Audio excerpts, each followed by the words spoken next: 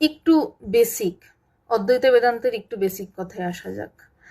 ব্রহ্মকে সৎ চিৎ আনন্দ স্বরূপ বলা হয়। এবার কি বলা হচ্ছে, যে ব্রহ্ম সৎ চিৎ এবং আনন্দের স্বরূপ। সৎ চিৎ আনন্দ, এই তিনটে শব্দের যাহা অর্থ, সেই অর্থের স্বরূপ, নিজস্ব রূপই হচ্ছে ব্রহ্ম।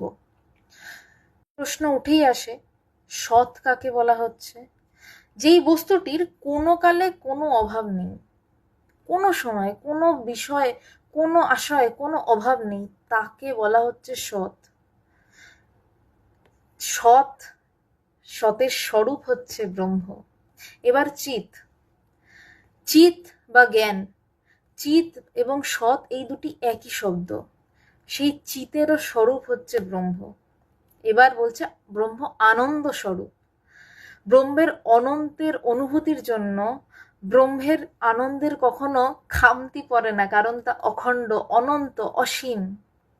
তাই ব্রহ্ম আনন্দ স্বরূপ, আনন্দের স্বরূপ, আনন্দের যে নিজের রূপ, সতের যে নিজের রূপ, চিতের যে নিজের রূপ। তাই ব্রহ্ম সৎ চিৎ এবং আনন্দ স্বরূপ। এই কথা বোধে বোধ করা যায় গুরুর পায়ের নিচে বসে শ্রদ্ধা সহকারে হাত জোড় করে। অনলাইনে এই কথা বোধ হয় না।